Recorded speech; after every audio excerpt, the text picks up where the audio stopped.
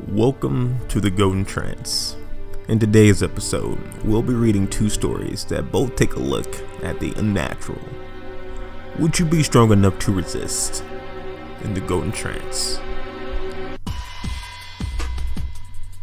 The Devil. I always had a problem with sleeping growing up. Many times I'd get sleep paralysis, but after I blessed my room, it hasn't happened in months. This happened to me about a year ago. I woke up in the middle of the night frozen. If I tried to move, I'd get a really loud ringing noise in both my ears. It would get louder each time I moved. I was terrified. I was too scared to open my eyes, but I felt a presence of someone in the room with me. My room isn't completely dark because I have a small blue nightlight.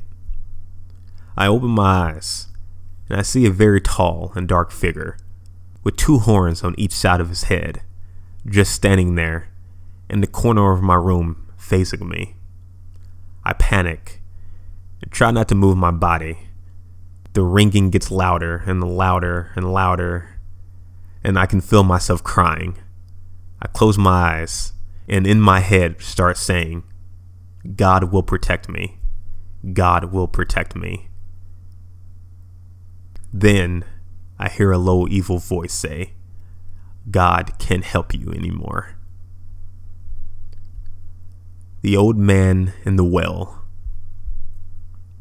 Keith was 12 the first time the old man in the well spoke to him. Keith was out playing after dark on the family's small farm near the well. The old well had beams supporting a rope and pulley with a bucket attached, even though Keith was told that well ran dry before he was born. Suddenly, he heard someone say his name in a slow, raspy voice. Keith whirled around and saw no one. A look of confusion spread across his face as he heard it again. Keith. This time, it was said with more force and a bit louder. The voice sounded like one of the old farmers who liked to smoke, thought Keith. Looking down the well, Keith heard the same voice asking, "Have you got anything tasty?" Keith couldn't see anything past the first 12 or so feet down the well, even though it was a full moon. "Who are you? How'd you get down there?" Keith asked. "If you give me something tasty, I'll reward you," replied the voice. All Keith had were some cookies he had stuffed in his pocket as he left to play. He put those in the bucket and lowered it. He had lowered it nearly 40 feet, and it was literally at the end of his rope when he no longer felt the weight of the bucket on the rope. 20 seconds passed, and he felt the weight of the bucket again and began to pull the bucket up. As he finished pulling the bucket up to the top, he heard the voice say, "No nice." Keith saw a reflection in the bucket and saw a rectangular piece of silver metal, about the size of an army dog tag. It was completely flat and smooth. "Want fresh?" the voice said. Even though Keith tried to talk to the old man again, there was no response.